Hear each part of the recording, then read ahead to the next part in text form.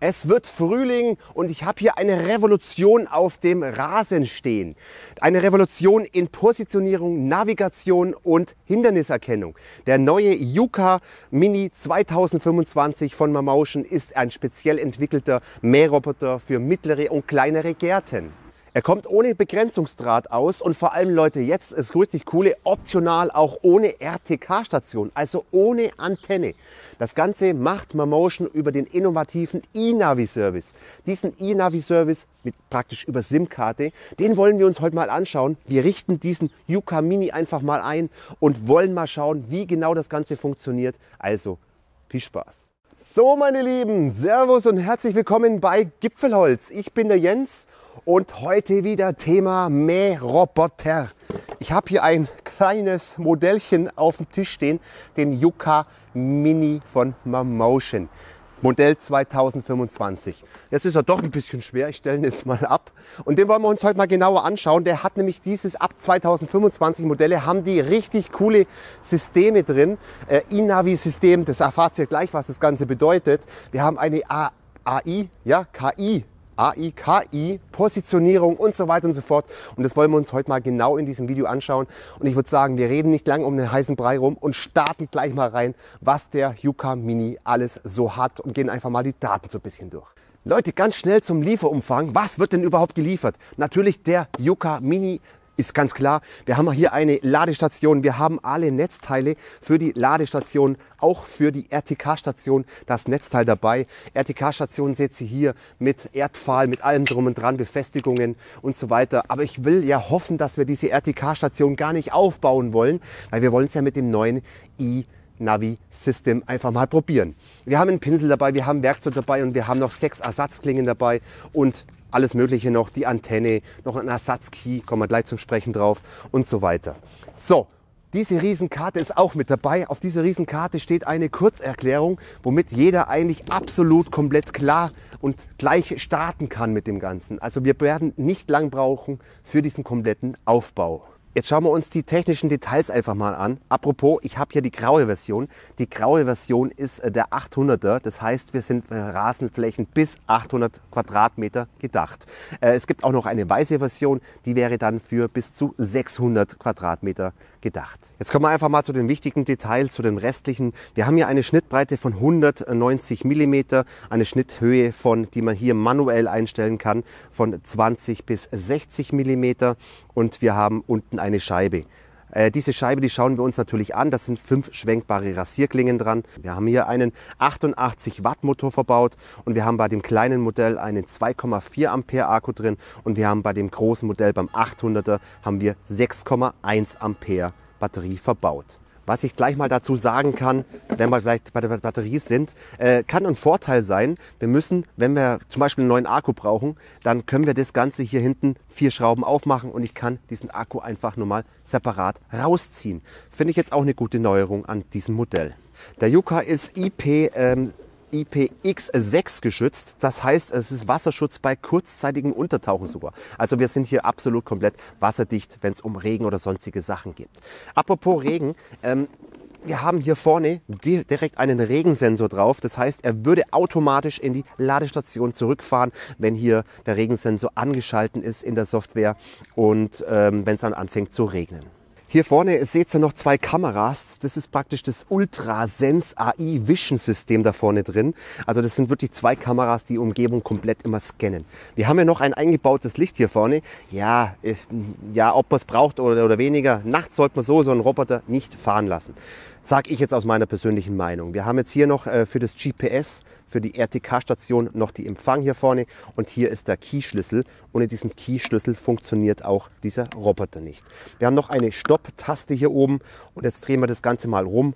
Jetzt haben wir hier das Bedien-Touchfeld. Wir haben eine Ausschalte, wir haben Starttaste, wir haben Mähtaste, wir haben auch hier die Home-Taste, dass er zurückfährt, aber das kann man auch alles wirklich komplett in der App machen.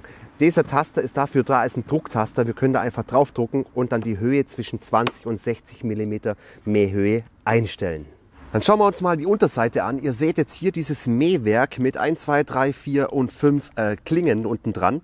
Diese können wir natürlich auch tauschen, wenn sie dann irgendwann mal stumpf sind. Dieses Mähwerk ist ja höhenverstellbar von 2 bis 6 cm. Ihr seht, es ist auch noch eine Doppelrolle. Hier läuft das Ganze drauf, also nicht wie beim anderen Modell mit einer Rolle nur dran, sondern wir haben hier echt 2 Rollen für einen stabilen Stand des Mähroboters. Ja, meine Lieben, ihr wisst ja, Draht oder Begrenzungsdraht für Mähroboter war schon lange von gestern und ist wirklich komplett aus der Mode und somit fahren so gut wie keine Mähroboter mehr rum. Das zweite war dann wirklich ein RTK, was die eingeführt haben. Das sind diese RTK-Stationen, die werde ich euch mal ganz kurz erläutern. Wir werden diese RTK aber heute nicht nutzen. Wir werden ja das neue den neuen eNavi-Service nutzen, den Mamotion anbietet. Aber ich werde es euch trotzdem mal erklären, die Funktionsweise einer RTK-Antenne. Ich habe da auch schon mal ein Video dazu gemacht, wie man das Ganze mit diesem RTK, wie das Ganze funktioniert, ist aber auch überhaupt kein Problem. Was ist eine RTK-Technologie? Die basiert nämlich auf Differential-GPS, bei der Positionsdaten durch eine Korrekturreferenz verbessert werden. Das heißt, wir haben 2 Hauptkomponenten. Diese 2 Hauptkomponenten ist einmal diese Basisstation, die wird irgendwo fest installiert. Sie muss im Garten also so angebracht werden, dass wir da auch keine Bäume drüber haben. Sie muss einfach freien Empfang in den Himmel haben. Und diese Basisstation, die empfängt dann die Signale, die Satellitensignale von GPS und was auch immer, Galileo und berechnet Abweichungen und das funkt diese Station an den Mähroboter. Der Mähroboter ist praktisch diese Rover-Einheit und der hat auch ein GPS-Signal oder einen GPS-Empfänger mit verbaut und das wird dann praktisch über GNS-Signale vom Satelliten dorthin gefunkt und dort die funkt dann praktisch weiter an den Mähroboter, dass der genau weiß, wo der Mähroboter sich empfindet. Und das ist wirklich sowas von genau, dass man da wirklich Zentimeter genau im Zentimeterbereich, 3 bis 10 Zentimeter Genauigkeit können wir damit erreichen. Und nur mal ganz kurz zur Erklärung mit dieser RTK-Antenne. Also wie gesagt, wir werden sie heute nicht nutzen und ich werde euch jetzt nochmal das eNavi-System nämlich erklären und dann werden wir das Ganze jetzt einfach mal einrichten und schauen, wie gut das Ganze funktioniert. Und jetzt das mega Tolle daran. eNavi Service. Was ist das? Das benutzt Mamotion mit dem Yuka Mini und auch mit allen anderen 2025 Modellen. Ältere sind leider nicht nachrüstbar. Und zwar ist da eine fest verbaute SIM-Karte drin in diesem Roboter. Früher war es so, man konnte ja diese SIM-Karte rein und raus machen, aber ist natürlich auch ein Diebstahlschutz. Hier ist sie fest verbaut und diesen Service kann man buchen. Bei den Mährobotern in 2025 sind sie bis Ende, ich glaube, bei ihm ist es, glaube ich, 1 Monat umsonst und bei den anderen Modellen, ich bin mir nicht ganz sicher, müsst ihr nachschauen, sind sie bis Ende des Jahres verfügbar, dieses System, das es umsonst ist. So, was macht dieses eNavi-Service? Was macht dieses Ganze? Das ist ein cloud-basierter Positionsdienst, der praktisch die exakten Standortdaten des Mähers direkt über das Mobilfunknetz bezieht. Das heißt natürlich auch im Widerschluss, dass ihr Empfang haben müsst, mindestens ein 4G-Empfang haben müsst für in diesem Bereich, wo ihr den Mähroboter einsetzen wollt. Wenn ihr natürlich kein Mobilfunknetz irgendwo in Deutschland habt, wo es nicht funktioniert, funktioniert natürlich auch dieser Service nicht. Dadurch haben wir natürlich eine super einfache Einrichtung. Wir müssen jetzt nur in der App aktivieren, diesen eNavi-Service. Wie gesagt, SIM-Karte ist ja schon verbaut. Ihr müsst das Ganze nur anmelden und fertig und das Ganze läuft los. Überhaupt kein Stress und wir müssen nichts mehr einrichten mit Begrenzungskabel, mit RTK-Antenne oder sonst irgendwas. So Leute, allein das finde ich schon eine Revolution im Mähroboterbereich, dass wir diesen eNavi-Service nutzen können. Aber jetzt kommt die weitere Revolution. Und zwar in meinen anderen Videos wurde ich schon öfters wieder gefragt, wie ist es, wenn ich jetzt zum Beispiel hier mein Grundstück habe, meinen Garten habe und zum Beispiel noch einen Schrebergarten habe und diesen Schrebergarten auch noch mähen möchte, aber keinen zweiten Roboter kaufen möchte. Und ganz einfach, wir können das mit diesem eNavi-Service jetzt nämlich realisieren, das Ganze. Ich habe das Ganze jetzt schon getestet. Ich habe nämlich jetzt vorab, bevor wir jetzt den hier testen werden, einfach mal irgendwo anders einen Bereich angelegt. Das heißt, zack, ich fahre meine Runden, ich habe meinen ersten Bereich angelegt. Dann kann ich in der Software einfach sagen, aber wie gesagt, wir schauen es uns nachher an, ich mache einen zweiten Bereich. So, ich schalte den Roboter aus, weil sonst beschwert er sich. ausschalten, pack ihn ins Auto, fahr irgendwo 5, 6, 7, 8 Kilometer irgendwo hin, egal wohin, und werde dann meinen Roboter wieder anschalten. Indem ich den anschalte, richte ich einen zweiten Bereich ein. Sobald dieser zweite Bereich dann eingerichtet ist, dann könnt ihr wirklich in der App sagen, mäh mir zuerst Bereich 1, okay, er hat gemäht, und fahre ich dann mit dem Auto, theoretisch packe ich ihn einfach ein, fahre mit dem Auto an den zweiten Bereich und starte dort meinen nächsten Mähvorgang. Aber was ich euch natürlich bei so einem Fall empfehlen kann, wäre, holt euch eine zweite Ladestation, denn das ist natürlich blöd, wenn ihr dann im ersten Bereich das Ganze vollgeladen habt und alles in Ordnung ist, aber dann trotzdem im zweiten Bereich der Akku irgendwie leer gegangen ist. Deshalb würde ich euch definitiv eine zweite Ladestation empfehlen. So Leute, wir machen jetzt mit der Anbindung weiter. Es ist total easy, Leute. Dieses riesengroße Plakat, was auf dem Boden liegt, da wird normal alles erklärt. Wir gehen jetzt bei Step 1 los. Wir bauen uns die Ladestation einfach auf. Ihr braucht dann nur diesen Step 1 befolgen, überhaupt keinen Stress. Alles genau da machen, was da drin steht, an den Strom anstecken und schon mal den Yuka in die Ladestation reinschieben, damit er schon mal laden kann. Step 2, das ist dieser ganze Bereich hier, den werden wir uns komplett sparen, weil wir bauen ja keine RTK-Station auf. Wir können gleich bei Step 3 weitermachen. Ladet euch die App runter und meldet euch dort an. Man muss sich dort anmelden und man könnt dann schon mal diesen Yuka einfach mit der App verbinden. So Leute, der Yuka Mini steht jetzt mal in seiner Ladestation. Ich habe die Ladestation mit diesen Heringen auf dem Boden festgemacht. Hier wird das stehen. Es wird aber noch ein kleines Hüttchen drüber gebaut. Aber das ist ja nicht jetzt Inhalt des Videos. So, was ich euch noch vergessen habe zu erzählen, wir haben auch ein sprachgesteuertes Mähen. Wir können das Ganze auch mit Google, Alexa und sonst irgendwas verbinden. Wir haben eine GPS-Ortung. Da könnt ihr euren Yuka in Echtzeit praktisch über die GPS-Funktion der App ja auch verfolgen. Wir haben auch einen Eigentumsnachweis. Das heißt, jetzt in dieser App, diese Anmeldung ist schon gut so, denn diese Anmeldung ist dann wirklich so, dass dieser Mähroboter nur auf euch angemeldet ist. Das heißt, egal, wenn der Roboter geklaut wird oder sonst irgendwas, kein anderer kann diesen Mähroboter dann benutzen. Er ist auf euch registriert. Wenn den jemand anmelden möchte, Punkt, geht nicht. So meine Lieben, wir sind jetzt in der App hier drin. Ihr müsst euren Yuka jetzt erstmal mit der App verbinden. Ihr seht es jetzt schon, ich habe ihn schon verbunden. Bitte beachtet jetzt diesen orangen Kasten einfach nicht. Das ist der zweite Bereich, weil er jetzt gerade außerhalb vom Bereich ist. Beachtet es nicht, bei euch steht es nicht dran. So, jetzt ist wichtig, wenn ihr diesen iNavi-Service benutzt, müsst ihr erstmal in die Einstellungen reingehen, da oben, und zwar ein bisschen weiter runter gehen, und zwar müsst ihr das Ganze anschalten, und zwar unter Positioning Mode hier und dann hier den iNavi-Service anschalten. Das müsst ihr machen, wenn ihr praktisch das Ganze mit der SIM-Karte macht. Jetzt gehen wir mal wieder zurück. Jetzt seht ihr mal dann schon hier, wir haben dann die 4G haben wir verbunden, Status und so weiter, wie lange das Ganze gültig ist und. Jetzt können wir da auch mal auf Verlängern drücken, dann haben wir nämlich gleich auch den Preis. Ach, guckt's mal, 19,90 € für 3 Monate, 6 Monate, ja, war ich sogar richtig, 34,90 € und die 12 Monate liegen bei 49,90 €. Aber wie gesagt, das braucht man nicht. Bei mir ist es jetzt noch gültig bis im Januar 2026. Gut, jetzt können wir das Ganze wieder zurückgehen. Jetzt klickt ihr auf euren Mähroboter auf das Bild. Jetzt werden wir jetzt eine Karte anlegen. Jetzt ist natürlich wieder so, dass ich jetzt wieder einen zweiten Bereich habe. Jetzt seht ihr mal, das ist der erste Bereich, den ich jetzt einfach mal so angelegt habe. Wenn ich den jetzt herzoome, das wäre der erste Bereich. Und jetzt sind es 5 Kilometer entfernt.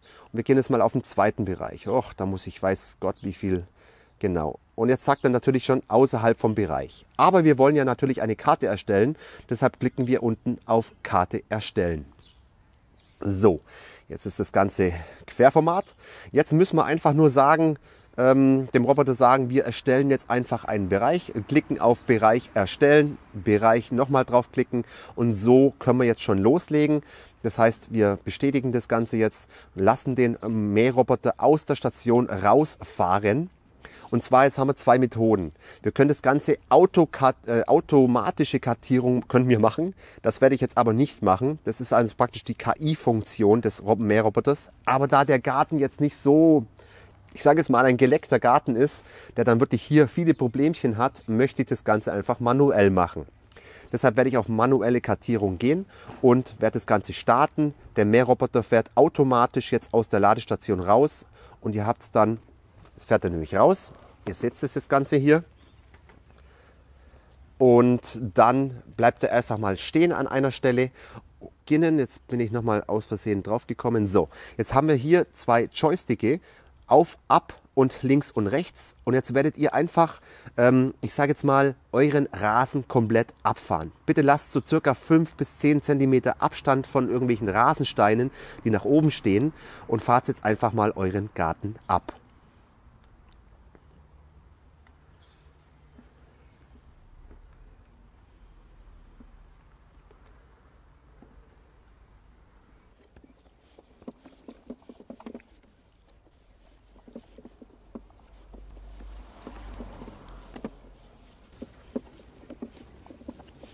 So Leute, ihr seht es gerade, ich bin jetzt ziemlich am Ende wieder. Der Roboter wird jetzt gleich eine Meldung geben oder die App wird eine Meldung geben. Ich fahre jetzt nochmal da so die Runde rum zur Ladestation, fahre dann da dran vorbei. Und jetzt müssten wir die komplette Runde eigentlich geschafft haben. Und jetzt müsste es eigentlich eine Meldung geben. Jawohl, da klickt es jetzt einmal auf Speichern. Und schon haben wir unseren Bereich. Genau, der redet auch noch mit dir, der redet auch sogar noch mit Deutsch. Und ganz ehrlich, und jetzt müssen wir einfach nur noch auf diesen Bereich dann draufklicken. Oder was heißt draufklicken? Wir müssen jetzt auf Erstellen gehen. Da haben wir hier noch einen Baumstumpf, den wir ausgrenzen wollen. Da können wir eine No-Go-Zone einrichten. Das heißt, wir klicken jetzt da drauf, gehen auf Verstanden. Ihr fahrt jetzt praktisch mit eurem Roboter an die Stelle ran, wo ihr praktisch ausgegrenzt haben wollt. So, dann klicken wir einmal auf Start. Jetzt können wir das No-Go-Zone zeichnet jetzt praktisch auf. Und jetzt fahren wir einfach, jetzt macht er die Aufzeichnung, jetzt fahren wir einfach einmal komplett außen rum, wie wir es nicht haben wollen oder was wir ausgegrenzt haben wollen.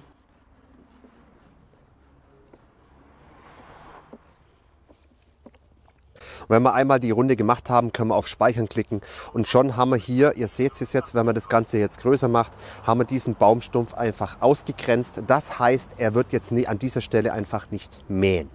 Ja Leute, wir sind eigentlich schon mit dem Kartieren fertig. Das sind gerade mal ein paar Minuten und wir haben das Ganze erledigt. So, wichtig, kontrolliert einfach mal, ihr könnt jetzt diesen Button da oben klicken. Ganz rechts oben seht ihr diese Ladestation. Da tippt jetzt einfach mal drauf und schaut einfach mal, ob euer Roboter auch richtig in die Ladestation wieder zurückfährt.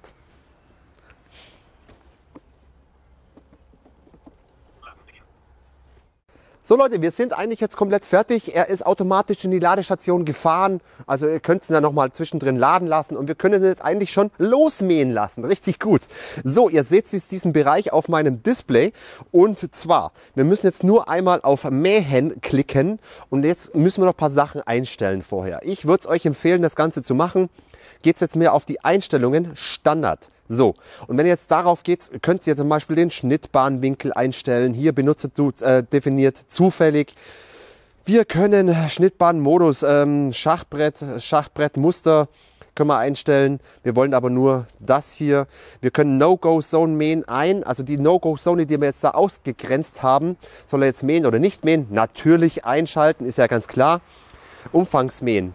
Er mäht dann praktisch zweimal diesen Rand und dann das Ganze innen drin könnt ihr einschalten. Modus für die Hinderniserkennung. Das ist jetzt ganz wichtig. So wie es ausschaut, ist sie standardmäßig aus, aber wir wollen sie natürlich standardmäßig anschalten. Das heißt, wir müssen es anschalten, diesen Modus. Diesen Modus werde ich euch gleich nochmal erklären. Das ist ja ein KI-Modus, ist ja KI gesteuert. Und wir wollen natürlich, dass er Hindernisse und vor allem Kleintiere nicht übermäht. Das ist richtig wichtig. Ich lege nachher nämlich ich habe hier einen Igel gefunden. Leute, ich habe hier einen Igel und diesen kleinen Deko-Igel, den wollen wir mal dann natürlich zwischendrin reinhalten, wenn es ein echter Igel ist, ob die KI das als Igel erkennt oder was auch immer. Der soll ja nicht drüber fahren. Gut, das werden wir jetzt probieren. Das werden wir dann einstellen, jawohl. Modus ist eingeschalten und jetzt können wir zurückgehen und einfach mal Start klicken. Ihr habt es gesehen. Start, so. Und weiter, alles ist in Ordnung, 3D-Versionszustand, alles in Ordnung, können wir bestätigen. Und der Mäharbeit beginnt, spricht mit dir und der Mäher mäht jetzt einfach los. Auf dem Kartenbereich seht ihr jetzt noch, was er alles mähen wird. Er wird jetzt einfach mal irgendwo an eine Stelle fahren und wird dann irgendwann mal das Mähen starten. Leute, was ich euch noch vergessen habe zu sagen ist, ihr müsst natürlich vorab erstmal hier manuell einstellen. Die Rasenmäherhöhe, also die Schnitthöhe müsst ihr natürlich einstellen. Ich habe es jetzt in dem Fall mal auf 20 mm eingestellt. Ja, der Rasen ist noch nicht sehr hoch, muss ich dazu sagen. Das ist ganz klar. Wir haben jetzt Mitte März im Allgäu. Wir hatten es richtig kalt die ganze Zeit. Aber ich wollte euch das Video natürlich vorab schon mal zeigen, bevor es jetzt in die Saison reinstartet. Na gut, okay. Aber wie gesagt, ja, Rasen muss einfach noch mal ein bisschen wachsen. Ich glaube, in den nächsten Wochen geht es dann richtig schön ab und es wird dann ein bisschen wärmer. Ihr seht, er fährt jetzt gerade seine Bahnen komplett ab. Ja, das lassen wir ihn einfach mal mähen. Er macht seine Arbeit. Er macht jetzt seine Arbeit hier auf genau, das könnt ihr auch auf der Karte dann verfolgen. Und könnt ihr genau beobachten, wo er hinfährt, welche Bahnen er fährt. Und am Schluss würde er nochmal 2 Runden komplett außenrum fahren. Das macht er diesmal am Schluss. So Leute, ihr seht es jetzt gerade auf dem Display, wie er seine Bahnen hier schön abfährt. Richtig schön in der Kurve und zack, dreht um. Und ihr seht es jetzt hier auf dem Display. Mein wichtiges Teil ist hier in der Hand. Ich habe hier einen Igel. Boah, ich komme noch mal schnell her. Schaut's mal, das ist jetzt ein Deko-Igel, Originalgröße, passt. Und mir ist es jetzt ganz wichtig, dass dieser Yuka jetzt keine, ich sage jetzt mal, Igel überfährt. Denn die meisten sagen dann immer wieder, oh, das sind so Mörder, diese Mähroboter. Wir wollen jetzt einfach mal testen, was er mit diesem Igel macht. Ich gehe jetzt noch mal weg. Schaut's mal, diese KI-Steuerung, sage ich jetzt mal, KI-Erkennung erkennt diesen Igel und fährt jetzt komplett außen rum. Jetzt braucht keiner mehr maulen, dass er Igel überfährt. Geht auch natürlich mit anderen kleinen Sachen, Hunde, kleine Katzen oder was auch immer, wird er wirklich komplett umfahren. Wir machen das Ganze natürlich noch einmal. Natürlich, wenn er zurückkommt. Leute, wir machen den zweiten Test. Ich werde den Igel jetzt wieder hinstellen, dort an die Stelle, wo er jetzt fahren wird. Er wird jetzt hier fahren und schauen wir mal, ich gehe auch zur Seite. Und was wird er machen? KI gesteuert. Ah, Leute, schaut's mal, wie schön er außen rum fährt. Wirklich so ein Stück davor bremst er ab, dreht und ja, überfährt den Igel nicht. Und das ist wirklich super wichtig. Also wie gesagt, es braucht jetzt keiner mehr sich beschweren, dass diese Roboter Igeltöter sind. Also ich bringe jetzt ein bisschen durcheinander. Ihr seht's, er macht gar nichts. Er ist jetzt komplett verwirrt und fährt jetzt sinnlos durch die Gegend, weil ich jetzt die ganze Zeit hier im Weg stehe. Passt. Die Empfindlichkeit könnt ihr natürlich auch noch einstellen. Ihr könnt es theoretisch ausmachen, kann ich euch nicht empfehlen. Ich würde euch auch nicht empfehlen, das Ganze nachts zu betreiben. Wir haben zwar da ein LED-Licht davor, aber ich sage jetzt mal so, wer will seinen Mähroboter nachts fahren lassen, finde ich jetzt komplett übertrieben. Wir haben da auch noch eine coole Funktion, wer es braucht oder nicht. Das ist ganz einfach, wenn wir klicken jetzt auf dieses FPV und dann haben wir eine Live-Ansicht. Also ihr seht es gerade, jetzt drehe ich das Ganze. Hi, das bin ich hier hinten. Und ihr seht jetzt, ihr könnt euren Roboter überall beobachten. Leute, wir haben jetzt gleich mal einen Extremtest. Ihr seht mal, wie hoch das hier ist. Das ist ja wirklich Gestrüpp. Jetzt bin ich mal gespannt, was er macht, ob er da einfach drüber fährt. Der kleine Mini hier. Oh, oh. Au! Ich habe es auf 2 cm auch eingestellt. Hey, Wahnsinn! Ah! Jetzt bleibt er ein bisschen hängen vielleicht, oder? Ja, es war jetzt doch ein bisschen heftig für ihn. Das ist ganz klar. Ich habe es auf 2 cm gehabt. Solche Sachen solltet ihr vielleicht vormähen. Aber mal ganz ehrlich, der schafft sich frei. So ein kleines Ding schafft sich frei. Absoluter Wahnsinn. Also es ist euch da natürlich nicht zu empfehlen. Man hätte dieses vormähen müssen. Ich meine, schaut mal, was das hier ist. Seht ihr das? Was der da gerade rausgeholt hat? Das kleine Ding hier. Also ich glaube, ich müsste ihn jetzt ein bisschen höher stellen, wenn er durch dieses riesen Gestrüpp da hinten fährt. Oder? Das lasst man einfach mal. Ich kann es euch nicht empfehlen, ihr quält bloß euren Mähroboter damit. Aber er fährt da echt 1:1 durch, gar kein Stress. Ey, das ist faszinierend, wie genau dieses eNavi-System ist. Ich hätte es nicht gedacht, dass es hier mit der SIM-Karte sowas von dermaßen genau geht.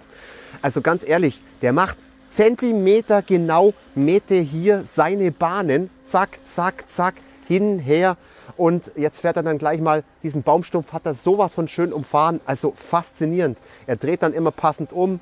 Und jetzt werden wir dann gleich mal in die Ecke hinten reinfahren und werden mal schauen, was er dann Richtung Mauer und so weiter macht. Schauen wir mal. So, jetzt sind wir in der Ecke drin. Ich werde auch noch mal kurz an der Seite die Karte einblenden, was er so alles macht. Also wir sehen schon, die Karte ist wirklich sowas von genau. Und er fährt genau das ab, was auf der Karte ist. Er dreht und fährt dann genau diese Bahnen ab. Und das Faszinierende dran ist wirklich, er lässt keinen Zentimeter aus. Richtig gigantisch. Jetzt kommt er wieder eine Runde zurück und am Schluss fährt er erst die 2 Außenrunden. Also das heißt, er wird jetzt nicht komplett an die Mauer mähen, sondern er wird die Außenrunden ganz am Schluss dann nochmal drehen. Ja Leute, ich habe noch was vergessen, und zwar wenn die Frage kommt, was für eine Steigung schafft der Yuka Mini. Der schafft eine Steigung von 45% oder 24 Grad Steigung. Also falls noch da ihr Gärten habt, wo es eine kleine Steigung gibt, ist das natürlich auch möglich. So, die letzte Bahn. Danach wird er automatisch in die Ladestation fahren. Es kommt er wieder durch seinen kleinen Problembereich hier durch. Also wie gesagt, Vormähen ist eigentlich bei so einem Gestrüpp sinnvoll. Leute, ich bin ehrlich gesagt jetzt schon begeistert, weil dieser Garten ist kein geleckter Garten. Der hat Löcher, der hat Beulen überall. So schaut der Garten aus im Endeffekt. Und das Ding fährt einfach drüber. Und das für so einen kleinen, mini kleinen Mähroboter. Also erstmal schon mal Daumen nach oben. Ja, mittlerweile hat er eine kleine Hundehütte bekommen. Und ja, mal schauen, ob er da jetzt auch noch passend reinfindet. Müsste eigentlich überhaupt kein Stress sein, diese kleine Hundehütte. Zubehörteile kann man natürlich auch kaufen. Bei der Ladestation kann man noch ein Dach dazu kaufen. Werde ich euch natürlich unten alles in der Videobeschreibung verlinken. So, er dockt an und beginnt das Laden. Fertig. So, meine Lieben. Mich würde eure Meinung interessieren. Schreibt es mal bitte alles unten in die Kommentare rein. Habt ihr schon Mähroboter? Welche Technologie nutzt ihr? Würdet ihr diese E-Navigation, würdet ihr diese benutzen theoretisch und auch ein bisschen Gebühren dann zu zahlen? Benutzt ihr RTK oder so? Schreibt es mal alles rein. Und wie findet ihr vor allem diesen Yuka Mini? Würde mich echt mal interessieren. Wie ihr ja schon mitbekommen habt, es war wirklich März, der Rasen war nicht richtig riesig und sonst irgendwas. Und wir hatten natürlich auch einen relativ feuchten Rasen. Das ist überhaupt kein Problem für den Yuka Mini, aber ihr müsst natürlich auch mal drauf achten, ihn zu reinigen. Also ihr seht schon, wir haben da jetzt überall so ein bisschen Gras hängen, das ist ganz klar, das ist alles ziemlich feuchtes Gras gewesen. Und ab und zu solltet ihr natürlich euren Yuka Mini auch reinigen. Und das Ganze ein bisschen, ihr habt ja so eine Bürste, ist sogar, glaube ich, so bei, so ein kleiner Pinsel, wo man dann das Ganze ein bisschen reinigen kann. Würde ich euch definitiv empfehlen, dann habt ihr viel mehr Spaß dran an eurem Yuka und vor allem länger Spaß dran. Ebenso auch die Messer ein bisschen mal kontrollieren, da hängt sich ab und zu mal so ein bisschen Gras dann zwischen rein, dass sich die Messer nicht mehr ganz so drehen. Also kontrolliert es doch auch mal bitte. Jetzt kommen wir aber zu meinem persönlichen Fazit. Ich bin richtig positiv angetan vom Yuka Mini Modell 2025. Jetzt mal ganz ehrlich, ihr braucht natürlich dieses E-Navi-System oder Service, den braucht ihr natürlich nicht nutzen. Ich finde es sehr praktisch, wir brauchen keine Antenne mehr, wir brauchen da nichts mehr anderes. Also diese RTK-Station, die ist dabei im Lieferumfang, aber man benötigt sie theoretisch nicht. Also das könnt ihr selber entscheiden, wie ihr natürlich wollt. Ihr könnt natürlich das Ganze auch mit dieser RTK-Station betreiben. Mit dieser RTK-Station ist es auch sehr genau. Was mich sehr, sehr, sehr verwundert hat, ist, dass es mit diesem E-Navi, dass es mit diesem System sowas von genau funktioniert hat. Diese Positionierung des Mährroboters echt exakt. Also hier in diesem Test, in diesem Garten, es hat richtig, richtig gut funktioniert.